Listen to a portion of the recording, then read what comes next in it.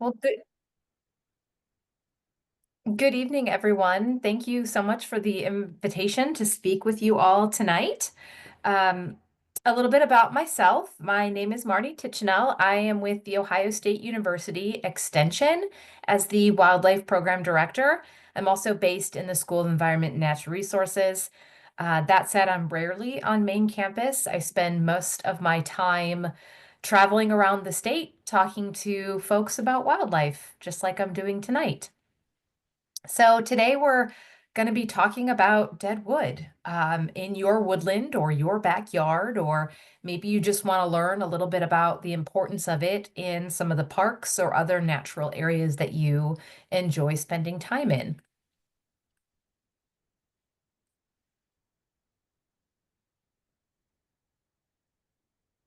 I think an important place to start when it comes to a discussion on deadwood is how we perceive it.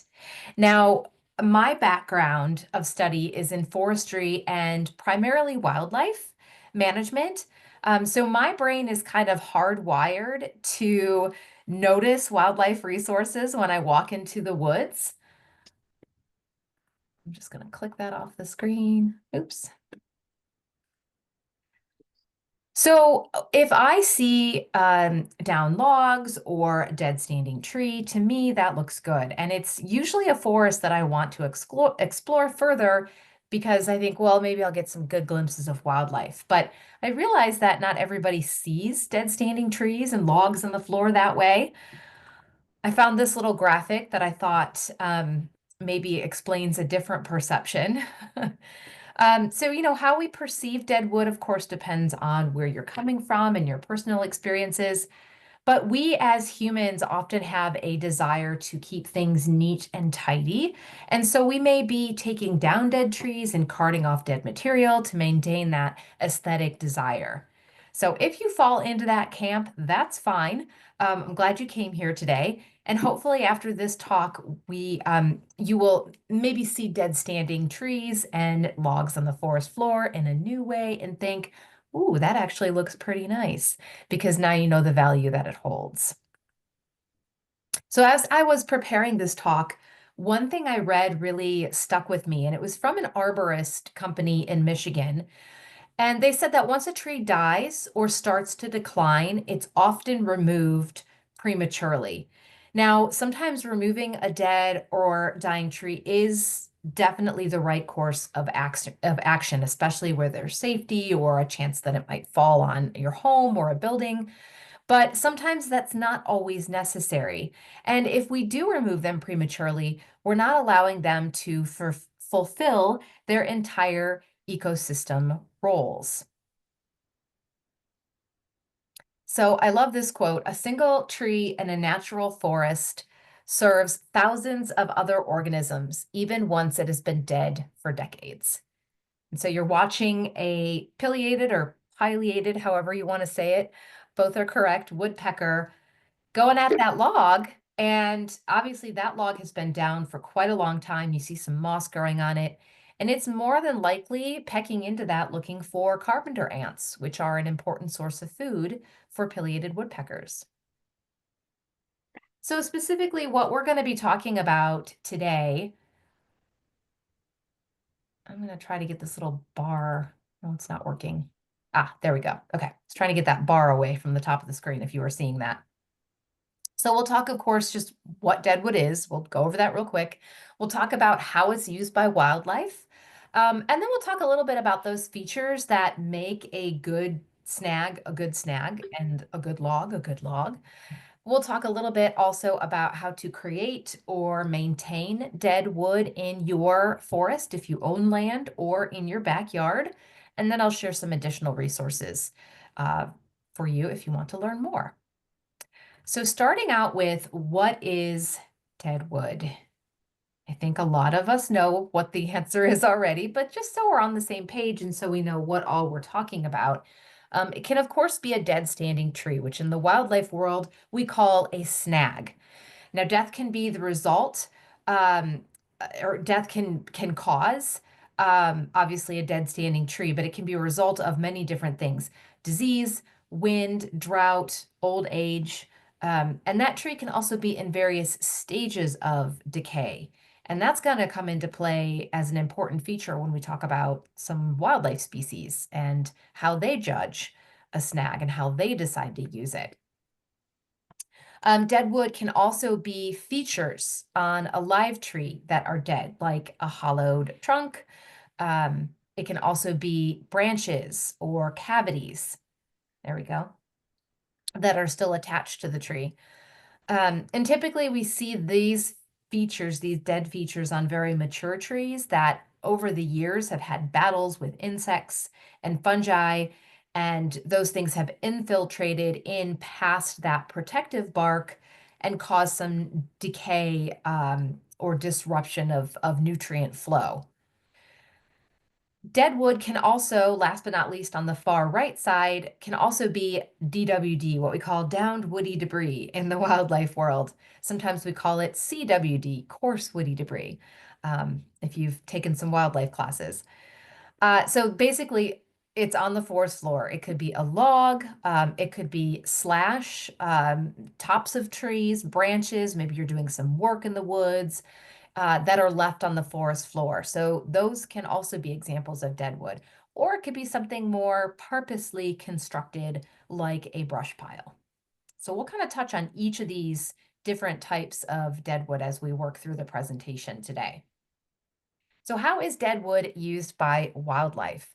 More than 80 species of birds, mammals, reptiles, and amphibians depend on dead or dying trees in one way or another, whether they're standing or whether they're on the forest floor or in that brush kind of figuration like we talked about.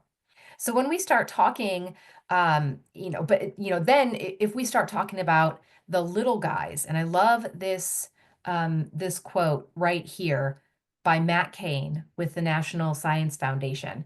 He said that life inside a decaying log is a microscopic forest within a forest, teeming with miniature life. So we can talk about birds and mammals and reptiles and amphibians. That's small compared to all of the microscopic organisms that are using dead and dying trees. So I want to tell a little bit of a story, and I want to start at the bottom of that dead wood food web to begin our discussion. Now, I'm not going to necessarily start with a microscopic, I'll mention them a few times, but I'm going to start at more of the macro level, some of those macro invertebrates, those invertebrates that we can still see with our naked eye. Well, some of us. um, and so some of the first macro invertebrates that make themselves at home in dead wood and dying trees are the bark and wood boring beetles. And so you see a few exit holes. I'll circle them here on the screen. And so oftentimes these beetles are going to lay eggs, sometimes just underneath the bark, sometimes a little bit further into the xylem. And their larvae will then hatch out and burrow channels as they eat their way through the tree. This is a lovely infographic. I know it's a little bit busy, but there's lots of good stuff there. This was created by Joe Boggs. Joe Boggs is our extension educator in Hamilton County and a trained entomologist. Um, so it's just gives a really nice example of the different layers of a tree and the different layers that different bark beetles will sometimes bore into. So in this one, you can see that they're boring into that bark and that phloem and also the cambium layers. Now, some of you might be thinking, oh, okay, I know some bark boring beetles, because sometimes they don't have the best of reputations, right? So I don't know how many of you thought of emerald ash borer. Maybe some of you thought of the Asian longhorn beetle. So let me get my pointer here. The emerald ash borer is, of course, right here on the top. And then here's our little bit larger, quite a bit larger Asian longhorn beetle. And these are both example of wood boring insects that, as most know, have caused quite a bit of disruption in our forest communities and in our residential communities that had ash planted in particular when it comes to EAB. But the truth of the matter is that most of our bark and wood-boring beetles do not attack live, healthy trees like emerald ash borer did, but trees that are already stressed out and suffering from some other issues. So from an ecological perspective, and in light of creating and promoting deadwood and forests, native tree-boring insects really play an important role in the early decompositional process. They work really hard to make this very nature's hardest substance, um, inaccessible wood. They make it much softer by creating these galleries in the phloem and the sapwood and the heartwood. And this allows for that decay process to proceed, essentially, right? Remember, we're talking about these insects going into trees that are already kind of stressed out or maybe already dying. And so because of the role that they play, these beetles are considered by some to be a good biological indicator of a forest's biodiversity, which is interesting to think about.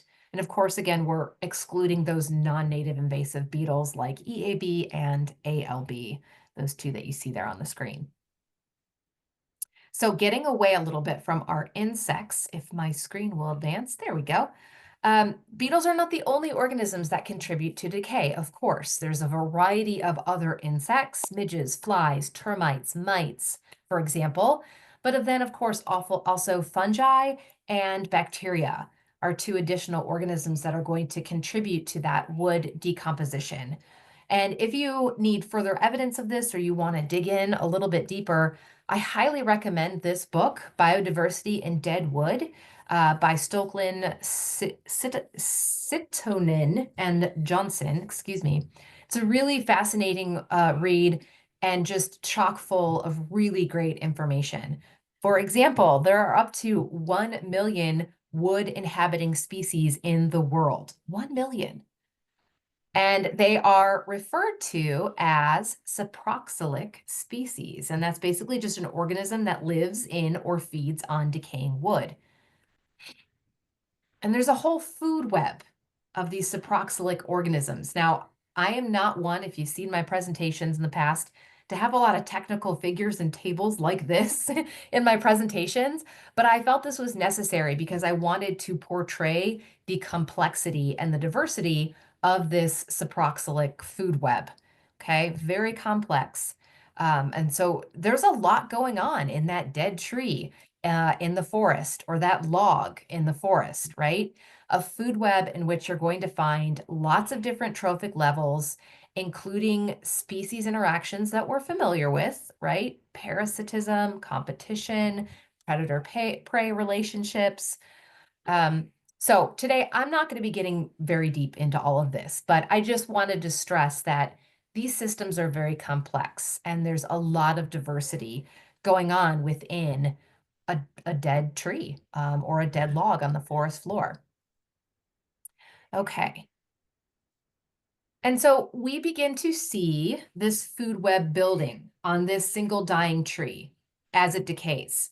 It's going to become home for a myriad of species. The insects we talked about, the fungi, the lichen, mosses, these in turn are going to serve as food for higher order animals that eat them. For example, the outer surface of the bark is where birds such as nuthatches, like you're looking at right here, but also tufted titmice on the right there and chickadees on the left feed on bark beetles, spiders, and ants.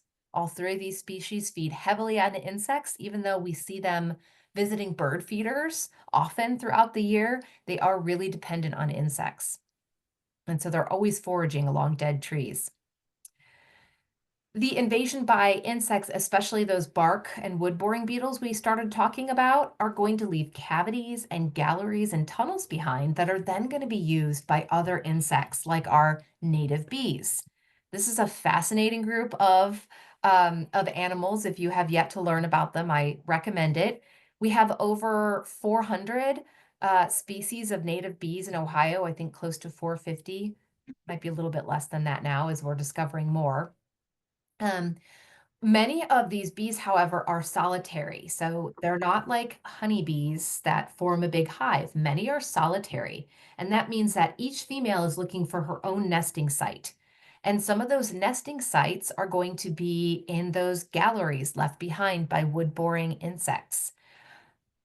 And so you see a few pictures of how that happens. So here on the bottom right, you see some um, wood boring holes that were left behind from beetles and other insects in a dead standing tree.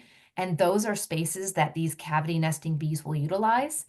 Some of them are able to chew through and make their own galleries. Sometimes they'll do that in hollow or soft centered plants like you see here. And then they're also going to utilize logs on the forest floor, especially if they've been softened. And of course, these native bees are power horses when it comes to pollination. So it's estimated that our native bees provide $20 billion a year in pollination services. And that especially comes into play when we talk about native plants in our forests and other natural areas.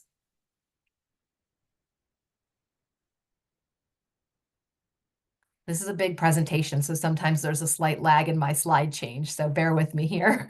Lots of pictures. Woodpeckers, right? We often think about woodpeckers when we think about dead standing trees. They're going to use their very strong bills to chisel down to the larva and pupa of those wood-boring insects we've been talking about. We looked at that video of the pileated going after the carpenter ants in logs, but of course they're going to take advantage of dead standing trees, termites, and other insects that are within those trees. Um, Woodpeckers are going to use also their specialized tongue to help them extract insects. So the northern flicker, which is on the left side of your screen, that woodpecker's tongue is very sticky, and it also has a substance on it that neutralizes the defensive acids of ants. So when ants are threatened, they will emit these defensive acids, and the saliva on a northern flicker is it neutralizes that, so it makes them immune to those acids. And so, of course, that's because northern flickers love to eat ants, and they don't always do that on trees. Sometimes you'll see them foraging in the ground, and I'll show you a picture of that or a video of that here in a minute. Other woodpeckers, this is the red-bellied woodpecker. No, not the red-headed woodpecker. That name was already taken, as you'll see here in a minute. But there is a little bit of red on the belly of this woodpecker, which is where the name comes from. But a beautiful, very common woodpecker. It will visit backyard feeders if you have them up, especially during the winter. But this woodpecker has a very sharp, well, it got cut off a little bit there. Sorry about that. But at the end of its bill, right a little bit here, it has a barbed tip to its tongue. And so when it's pecking into the wood, it's going to shoot that tongue in and essentially spear the insects that are within that tree. Mammals, too, are going to feed on insects in dead wood. Black bears, raccoons, skunks, these three are well known for tearing into snags and logs to chow down on those protein-rich insects. And then back to our woodpeckers again. They're also going to be using these dead standing trees for homes and for breeding site or for reproductive sites. So they will excavate a hole themselves to birth and raise their young or take shelter in during the winter. And so woodpeckers are primary cavity nesters. They're going to carve out their own cavity. They're going to create that cavity. And because excavating a nest cavity is a pair bonding experience, woodpeckers rarely reuse their homes. And so it's then, after they're done, left open to other cavity nesters called secondary cavity nesters. Examples would be this little chickadee, but also our bluebirds, our tree swallows, and prothonotary warblers, just to name a few of those species that will use woodpecker cavities.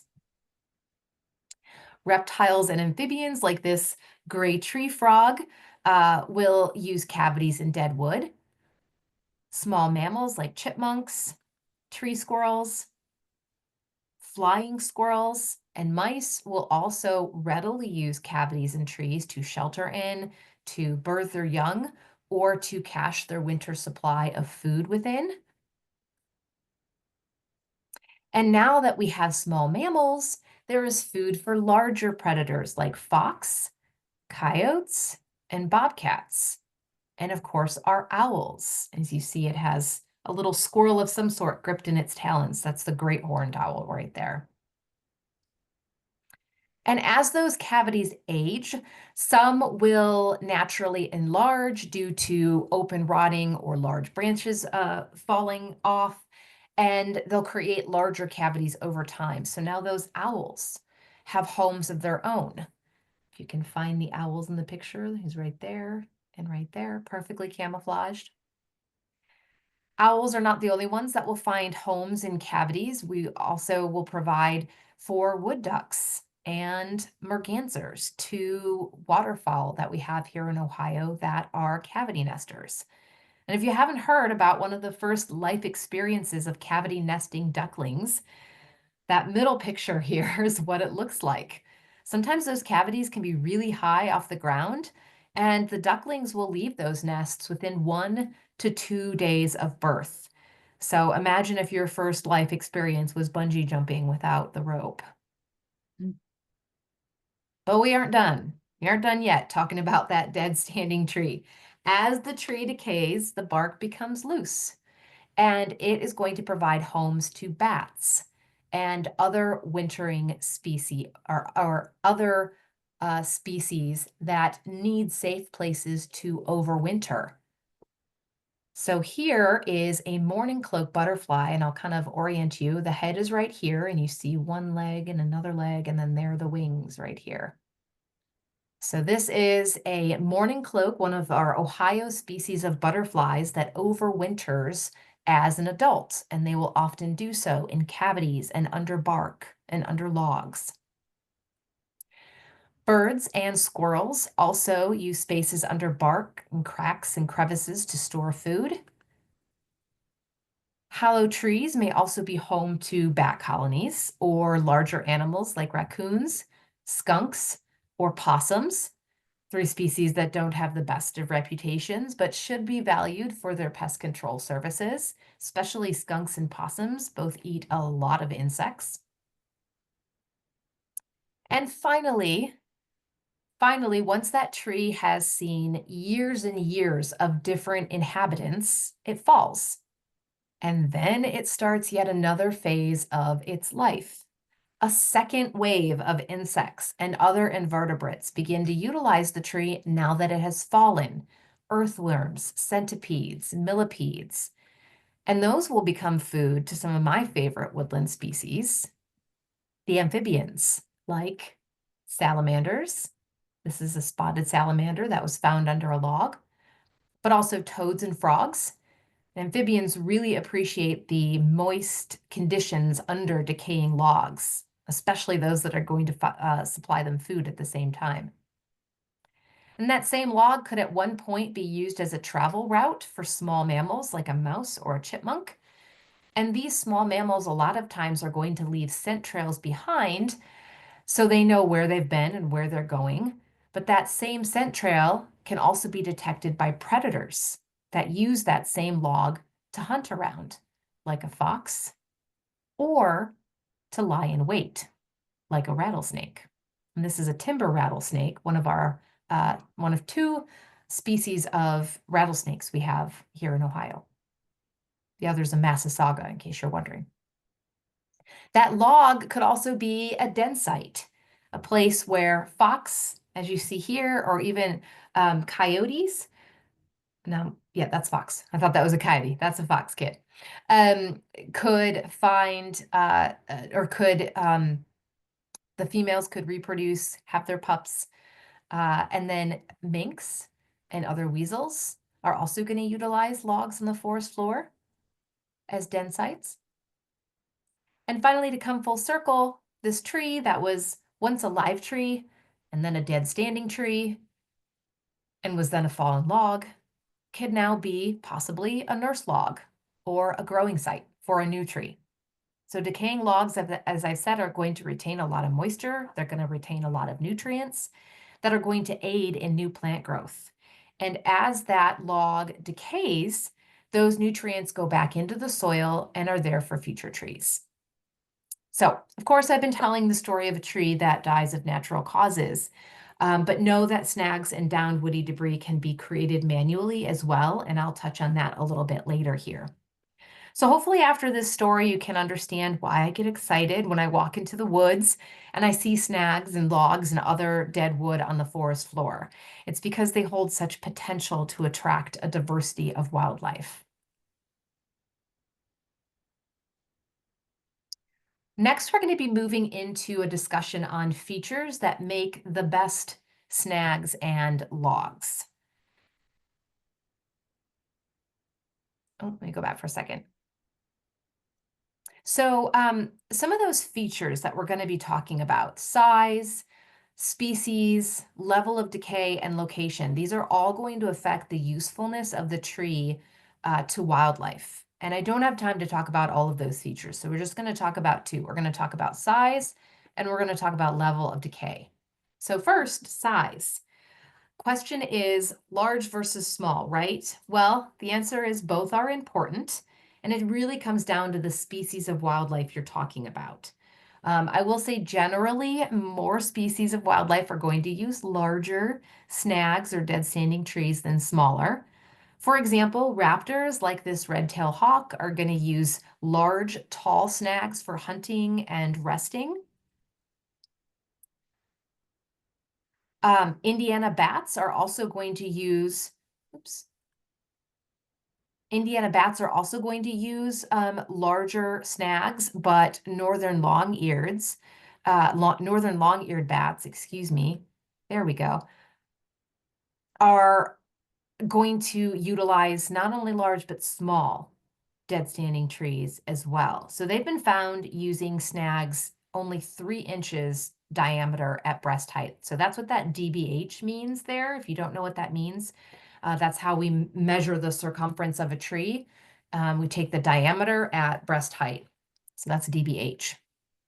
So again, even small snags like you see there, so that's actually that picture that somebody's pointing to, that little cavity is where a northern long-eared bat was found. And northern long-eared bats are a species we're definitely trying to provide habitat for or maintain habitat for because they are a state and federally endangered species.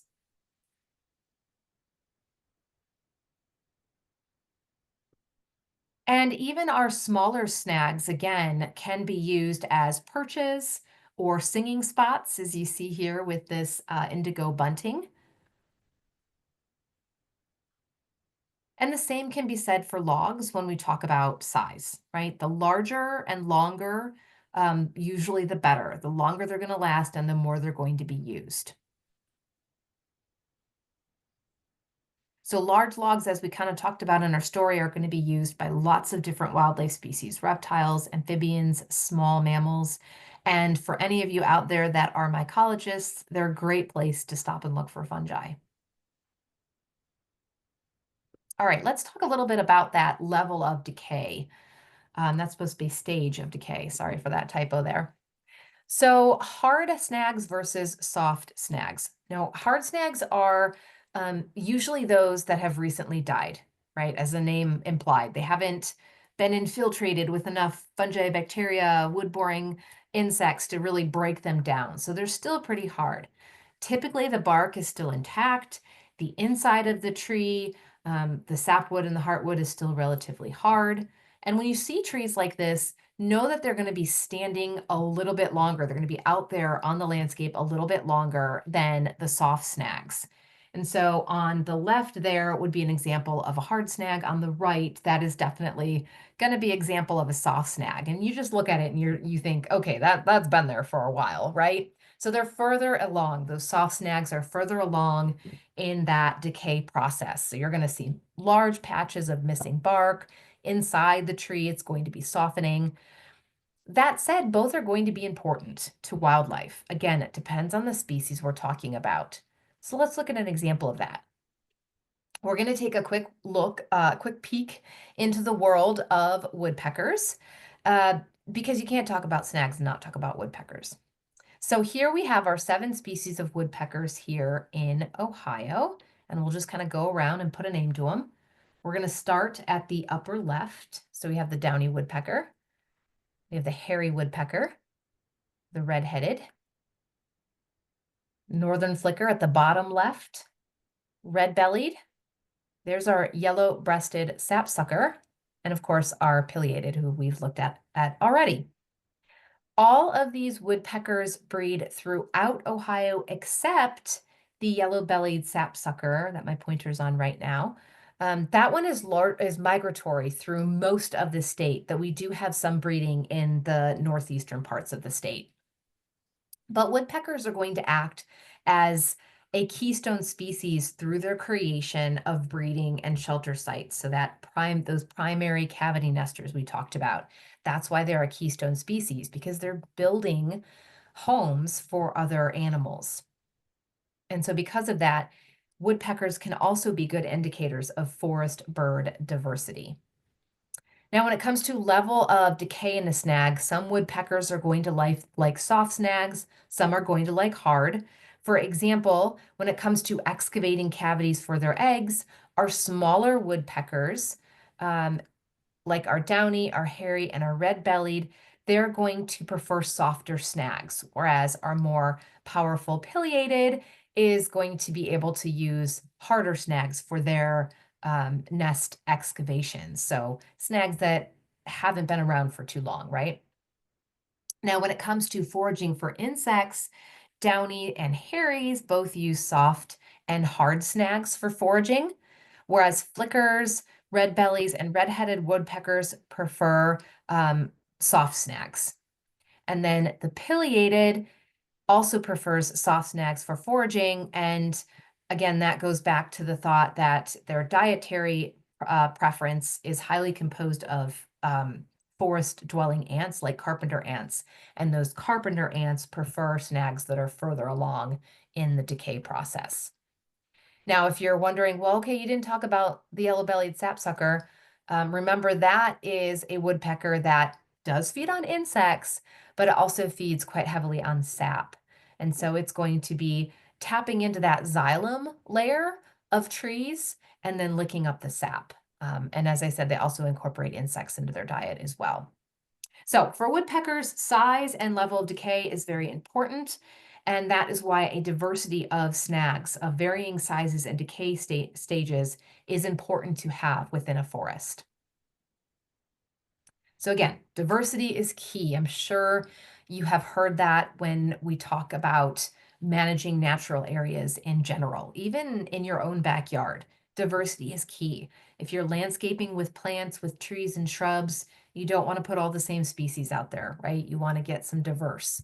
Not only is that going to protect your little ecosystem back there from outbreaks, from pests and other issues, but it's also just going to create a diverse base for hopefully a diverse food web. And so again, diversity is that key to that diverse saproxylic community as well. So I mentioned earlier I had a little video of a flicker, and this was taken in my backyard. So I zoomed in, which is why it's a little bit wobbly. But this little flicker just had a grand old time foraging for ants right in my turf, but allowed me to get a really nice video. And that was a couple years ago in the late summer. Okay. Next, we're going to talk a little bit about management recommendations. So we're going to take what we've talked about so far at this point, and wrap it into, okay, how do we start providing these resources that are really important? One of the big questions I often get when I talk about deadwood, whether it's logs or dead standing trees or brush pile, is how much and how many? And that's a tough question to answer. There is no known optimal number. So what I typically say is if your goal is to attract wildlife, then leave them all, as long as they are not posing a safety threat or a hazard, right? Um, if that's not good enough of an answer for you, here are some general recommendations. So we look at 4 to 6 snags per acre, with at least one being a nice, big, solid, dead standing tree, 20 inches or more in diameter at breast height. And then for logs, we love to see 4 logs per acre with at least one 20 inches by 20 feet long. So 20 feet long and then 20 inches. Now, of course, if you are managing for a specific species, right, a specific wildlife species, then you might find some more specific recommendations attached to them. For example, in an Audubon webinar I watched a few years ago, they suggested 10 snags per acre for hardwood interior birds. So again, it kind of depends on your management goals and your objectives. For the area.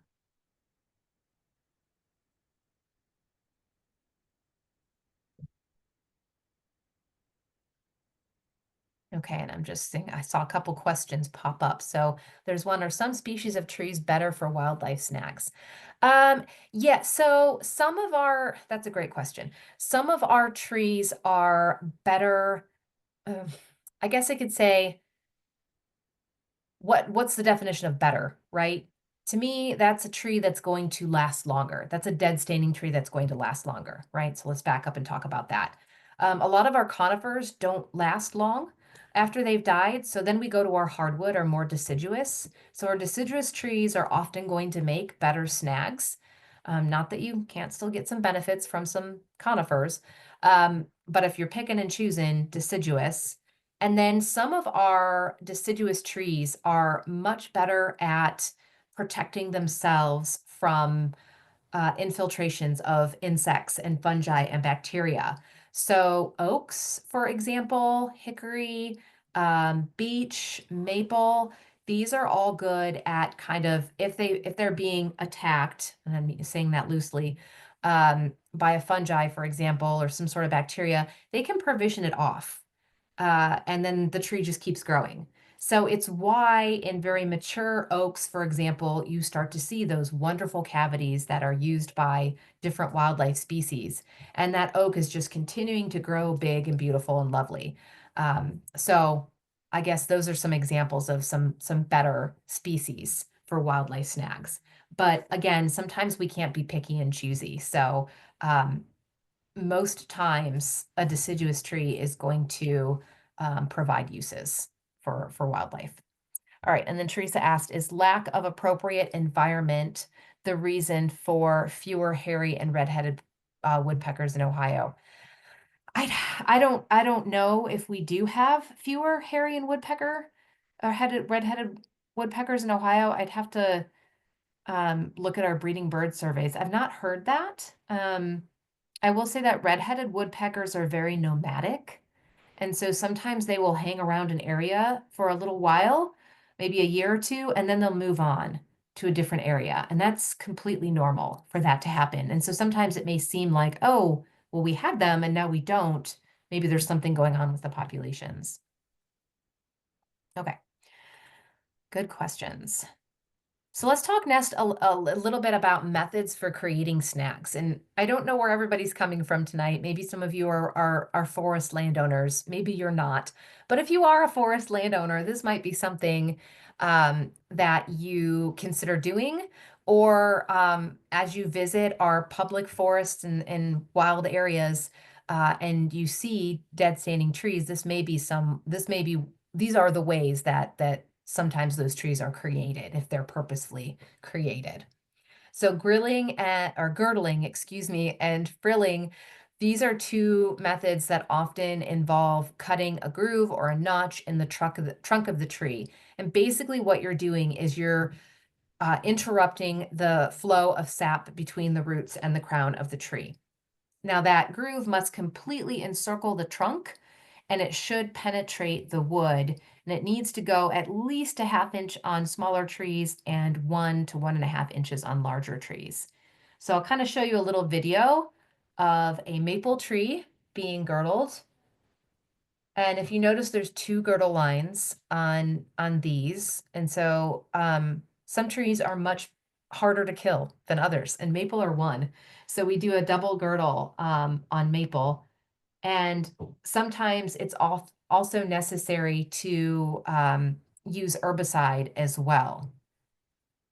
So that's kind of how that's done. Here's just a picture of frilling and hack and squirt, two other methods. So frilling is, just using an axe and again, creating that groove or that notch around the entire tree.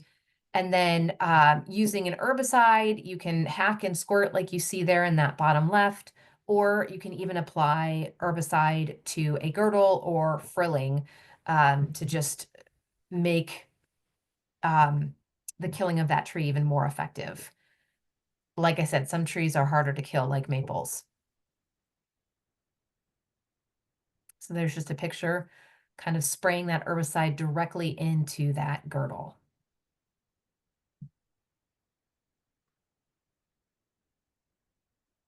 Waiting for my slide. There we go. So if you have questions on that process, feel free to ask. But there is a wonderful fact sheet that has all kinds of information about all of these processes. It's called Controlling Undesirable Trees, Shrubs, and Vines in Your Woodland, and you can find it on our Woodland Stewards page. If you're not familiar with the Woodland Stewards program, that is a program that I am involved in, and we offer classes and webinars around the state um, on forestry, wildlife, and aquatics. Okay, another question. Are dead invasives such as honeysuckle and tree of heaven useful as snags? No. No. And I say no definitively because those are non-native invasive species, and the best thing for those is to just for our woods is to just get them out and not leave any part of that plant behind. Okay. So one important aspect of, as we're talking about dead standing trees is safety, right? And there can be some really real threats to leaving dead wood in your woods, and I don't want to ignore that. So if there is a snag that needs to be removed or is posing a safety threat, please take care of that, right? We want you to be safe. And I don't want you to put yourself in a potentially dangerous situation because some trees can come down unpredictably when they are dead. And I will definitely say that applies to ash, right? So ash trees, especially those that have been killed from emerald ash borer, can be very unpredictable after they have died. So definitely be cautious about those.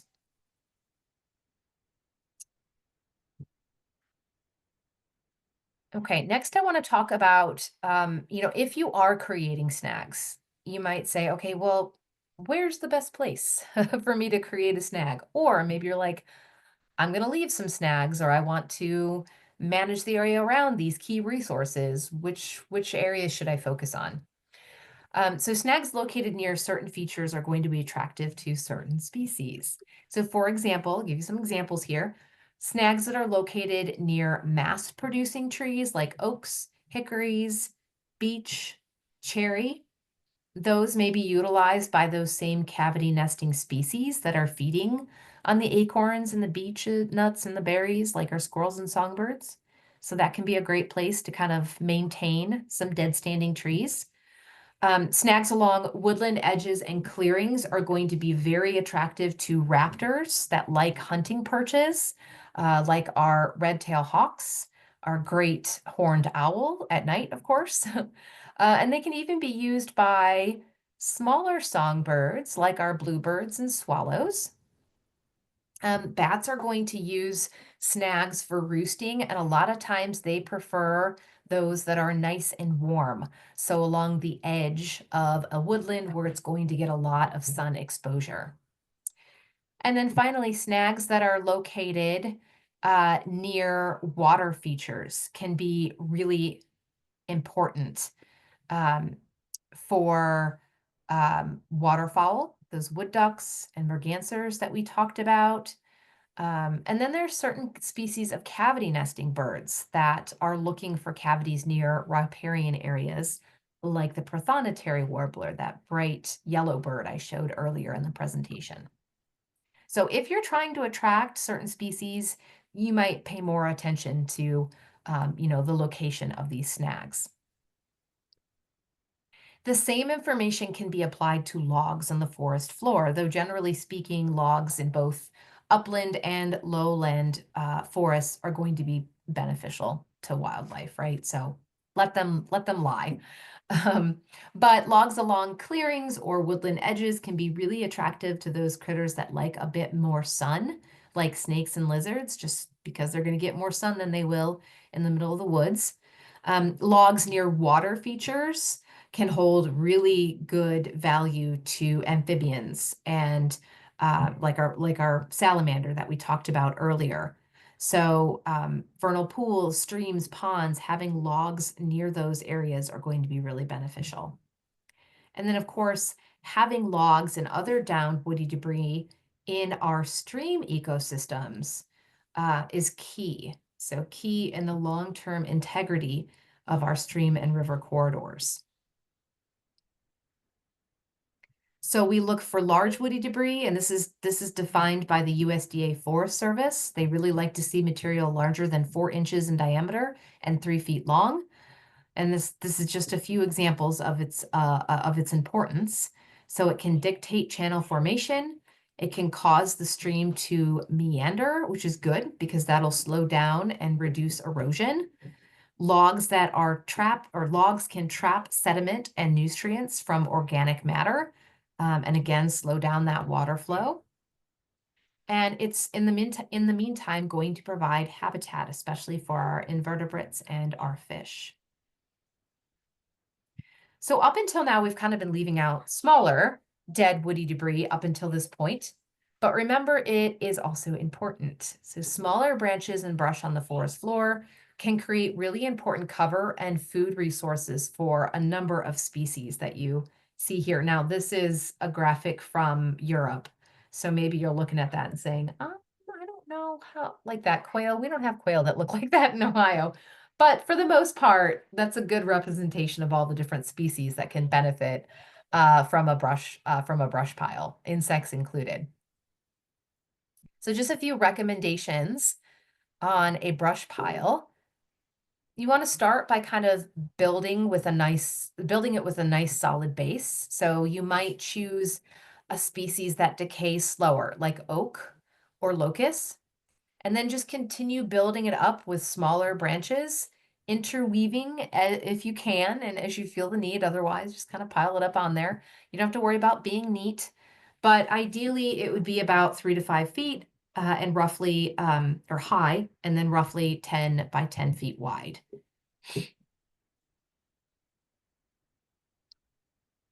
And then as we're nearing the end, I'm watching my time. Another example of deadwood that I haven't addressed too much up until now is the dead wood within a live tree, right? We talked a little bit about cavities, but I just wanted to share this really great graphic by Brian French. And I just love this because he's highlighted all of the different unique microhabitats that can exist within one single tree. And I just think that captures the importance of these very large trees. So this is an example of a wolf tree. So this is an oak, and there's actually somebody standing right there, if you can tell. But this is a tree that was not always within a forest, as you see here in this picture, but for a long time was out in an open area, probably a pasture or a field. And so it was open grown, and so its branches were just allowed to stretch as far and wide as it wanted. And you see lots of dead features on this tree. So if I walked into the forest and I saw this, I'd say, oh yeah, that's a nice tree right there for the wildlife and for the forest community.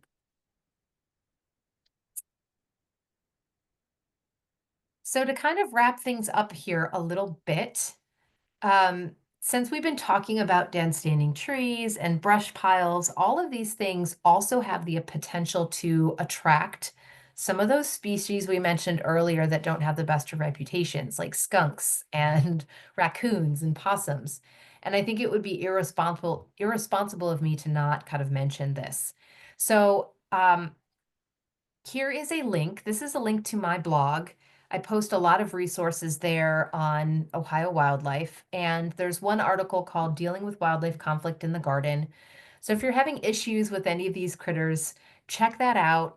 There's I believe a link to a webinar I gave there if you'd like to listen and learn a little bit more. Um, but some of the things that we've been talking about in a backyard setting are, of course, not going to apply. I don't recommend building a brush pile in your backyard, especially if you're in a more suburban or urban area. If you're in a more rural area, then that's fine. Just realize that that brush pile may also attract raccoons and skunks and maybe some of those critters that can sometimes cause issues. But I did want to make sure I mentioned some ways to incorporate dead wood into the landscape if you don't own a lot of acreage and you maybe just have a backyard or you live in a suburban or more urban area. There are definitely ways that you can incorporate these resources into your even small landscape. So large branches or logs are one way, oops, that you can do that. Um, and just using them creatively in your flower bed as unique features or even as the border of some of your flower beds are ways that you can incorporate these logs, even small ones, into your garden. And you will be amazed at, especially if you have native perennials and wildflowers, you will be surprised at the critters that use these logs, especially those cavity nesting bees that we talked about earlier. So a log can be a great addition to the landscape. You can also create stem stubble. So if you've already planted some of those native perennials, maybe you've noticed that when you cut them back, some of those stems can be very fibrous and woody, especially coneflowers, goldenrods, and bee balm. So those are all plants that have a hollow or soft pith, and the bees will potentially nest inside of them, like you see there in that graphic. So cutting them back, but leaving, 15 inches or so for the solitary bees to nest in can be a really nice thing to do. And so I'll do that at the end of, I leave my native perennials standing throughout the winter for cover and for seeds for the birds, and because I'm lazy. But then I cut them back in late winter or early spring for the bees. So this is a really nice resource on providing some of nesting and overwintering habitat for our pollinators and other beneficial insects. And a lot of it is kind of incorporating that dead wood into the landscape. If you've heard about Xerces' campaign, Leave the Leaves, there are definitely ways that you can do this. Now, I will say in an urban, suburban setting, you're probably not going to have a lot of butterflies and moths utilizing them. You may have some ants and beetles and things like that. But yeah, rake your leaves and toss them in your flower beds, 100%. It's a great way to kind of provide some shelter and as those leaves break down, create some nutrients. I will say certain species like oaks take a really long time to break down, so you might still see those leaves when you're trying to dig in your bed the next spring. So one thing you might do is run over them a couple times with a lawnmower to kind of break them up a little bit and then toss them in your flower bed. I would not leave leaves on your lawn if you care about having a nice lawn because it can kind of suffocate your grass. But you can, again, mow over those leaves until they're little tiny bits and pieces, and then they're okay to leave because they'll break down and kind of filtrate into your lawn. But you don't want to leave them just whole because you will kill your lawn or parts of it. Okay, and I am almost out of time, so I'm going to cruise through these last ones. This is just a little slide on, if you have a tree in your yard and it needs to come down, maybe you're working with an arborist and they're saying, yeah, you should probably take that down. Um, if it's a safety hazard, yes, of course, take that tree down. But don't be afraid to ask the question like, hey, if it's not posing a safety hazard, maybe I can leave that tree. Maybe I can leave part of that tree, like the trunk of that tree, and still kind of provide that dead wood resource to some of those bees and birds that will take advantage of it. So just some things to think about in a suburban urban area that we don't talk about too often, but I encourage you to kind of explore.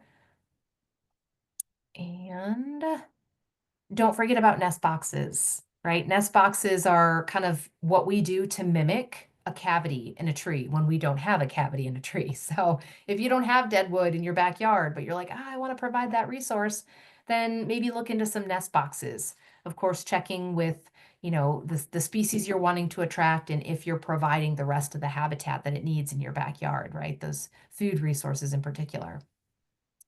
So again, I'll direct you to a couple articles on my blog. This one's on bats, and I do have one on nest boxes as well, if you want to learn more about different types of nest boxes and all that. So to wrap everything up, if we recognize and understand the natural value of snags and dead limbs and logs, they become more appealing to the human eye. And remember that deadwood plays a crucial role in forest health and biodiversity through their roles in nutrient cycling, carbon storage, which we didn't really talk about, but that's an important aspect. They're contributing to soil development, and as we really focused on today, homes and habitat to a wide range of different organisms. So there are folks that can help you, and I can share these slides with you all if you want. But arborists and tree care companies, state foresters, consulting foresters, they can all help you. And then if any of you are landowners, don't forget there are cost share assistance programs. And some of those programs deal with practice 649 there. You see creating wildlife structures. So brush piles are part of that. So I will leave you with this. These teeniest life forms, insects, fungi, and bacteria are reservoirs of diversity that recycle our biosphere, and they need that dead wood out there on the landscape. So thank you all so much. I know we're up against time. I'm sorry I didn't leave a whole lot of time for questions, but I will stay on and answer any questions I can. And let me pop open the chat to see what we have, if we have any new ones. Okay, Anthony says, especially with warming temperatures, live trees along streams are very useful for shade and keeping stream temperatures lower. Yes, 100%. What is the value of sap run? I don't remember. Can you jog my memory on when I mentioned that? Lori says, I would love a copy of the slides. Yes, I can send them.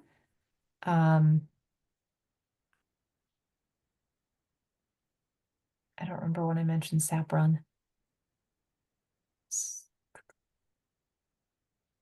Nope. Okay. And if anybody else wants to maybe unmute and just ask a question, feel free.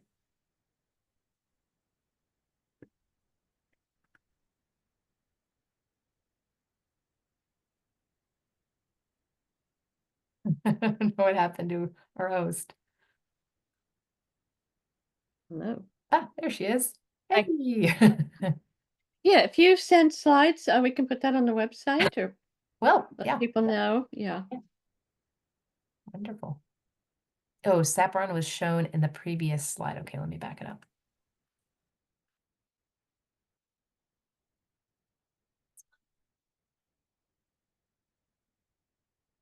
So, I mean, if it was just sap running from the tree, some of the benefits would just be a food resource for wildlife. Those woodpeckers we talked about, the sapsuckers, but also other insects will take advantage of that. Ruby-throated hummingbirds, some of our butterflies and moths. Warblers eat insects attracted to sap runs. Yes, thank you, Corey.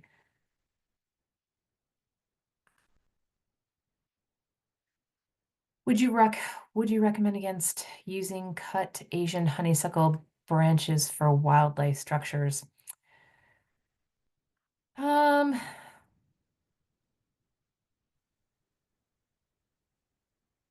The only reason I hesitate is because I we know that with honeysuckle, they can sometimes leave chemicals behind in the soil that can alter and disrupt the growth of native plants. And I don't know if as they decompose, those chemicals would still be there within the wood and they would eventually seep into the soil. I don't know. That's my only hesitation. So, yeah, I don't know, unfortunately.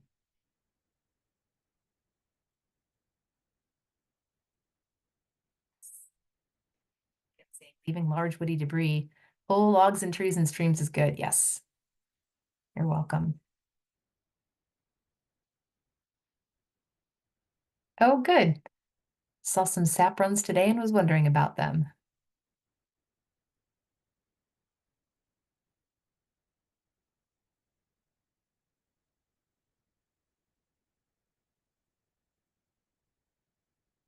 Questions?